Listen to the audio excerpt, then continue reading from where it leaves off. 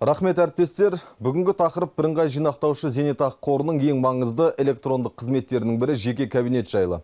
Бұл сервистің көмегімен қандай қызмет түрлерін алуға болатыны бәрімізге қызық. Мысалы, жеке кабинет арқылы зейнетақы жинақтарын бақылауға немесе алуға болатын қолжетімді соманы білуге мүмкіндік жасалған ба?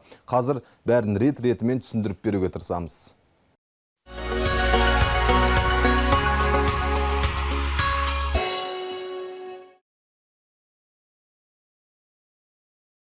Қайырлы кеш, қымбатты көрермен. Бірыңғай жинақтаушы зейнетақы қоры өз салымшылар үшін барынша ыңғайлы әрі оңтайлы электрондық қызметтерді үздіксіз жетілдіріп келеді. Ал ең қажетті функциялардың бірі жеке кабинет қызметі болып отыр. Яғни сіз кез келген уақытта әлемнің кез келген жерінде тұрып инвестициялық кірісті қоса алғандағы зейнетақы жинақтарының сомасы туралы біле аласыз. Бұдан бөлек ай сайынғы кіріс жайлы толық анықтама алуға мүмкіндік бар. Дербес деректеріңізді түзетуге немесе қайта енгізуге де жағдай жасалған. Сөйтіп сіз сәтті тіркеліп жеке кабинетіңізге кірдіңіз. Ең алдымен сіз дербес деректеріңізбен инвестициялық кірісті қосалғандағы жинақтардың жалпы сомасы көрсетілген басты бетке өтесіз. Сондай-ақ мұнда осы жылға арналған ең төменгі жеткіліктілік шегімен алуға болатын сома туралы ақпарат көрсетілген. Ал сол жақ жоғарғы бұрышта қызметтер функциясы бар. Оны басу арқылы сіз қызмет түрлері жазылған жалпы бөлімге өтесіз. Мәселен, жеке зейнетақы шотынан үзінді көшірме алу керек. Енді өзіңізге қажетті кезеңді таңдайсыз. Айталық 1 шілде мен 9 қазан аралығы. Сол сәтте дайын тұратын мәліметті компьютерге жүктеуге немесе электрондық поштаға жіберуге болады. Жеке кабинетте тағы қандай қызметтерге қол жеткізу мүмкіндіктері бар? Ол жайында менің кішкентай көмекшім Теңгетай айтып береді. Нұрболат, жеке кабинетте салымшылар зейнетақы шотының бар екендігі туралы анықтаманы ала алады. Сондай-ақ бірінші және екінші топтағы мерзімсіз уақытқа тағайындалған мүгедектік үшін де зейнетақы төлемдерін тағайындауға өтініш бере алады.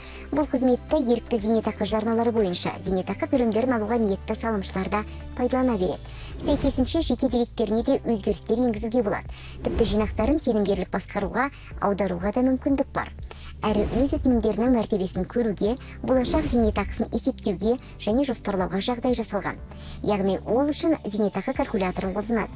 Мысалы, деректемелерді түзету мәселесіне тоқталсақ, айталық салымшының тұрғылықты мекенжайы өзгерді делік.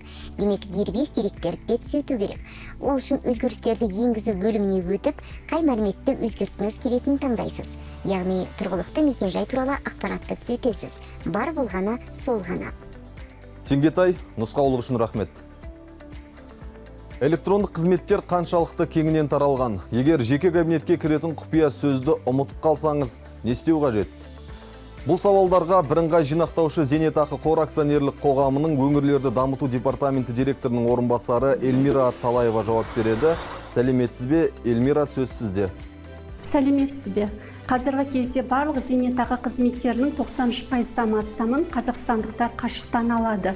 Ал бұлардың ішіндегі ең сұранысқа ие қызмет түрлерін жеке кабинет арқылы алуға болады. Егер сіз құпия сөзді ұмытып қалсаңыз, онда жеке кабинетіңізге қайта кіру өте оңай. Құпия сөзді енгізу жолының астына кірген кезде құпия сөзді ұмыттыңыз ба деген ескертпе шығады.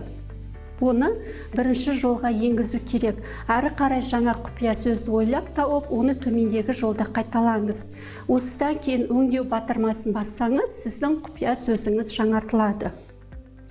Бұл бірыңғай жинақтаушы зейнетақы қорының дерекқорында тіркелген ұялы телефон немесе электрондық пошта болуы мүмкін. Бірнеше секунд ішінде таңдағаныңызға байланысты телефоныңызға немесе электрондық поштаңызға 6 таңбалы код аласыз.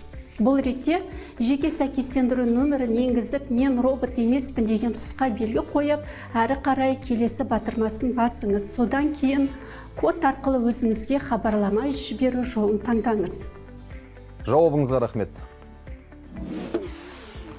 Айтпақшы, жеке кабинетті тек бірыңғай жинақтаушы зейнетақы қорының сайтында ғана емес, қордың ұялы қосымшасының көмегімен де телефоннан тікелей пайдалануға болады. Ол үшін осы қосымшаны жүктеп, жеке кабинетке жеке сәйкестендіру нөмірі немесе электронды цифрлық қолтаңба арқылы кіру қажет. Сондай-ақ Touch ID, саусақ ізі және Face ID арқылы да кіруге болады. Бұл қосымшадағы жеке кабинетте де сайттағы секілді барлық қызмет түрі қолжетімді. Сондықтан қор қызметтерін пайдаланып, әрқашан соңғы жаңалықтардан хабардар болып, өз жинақтарыңызды үнемі бақылаңыз.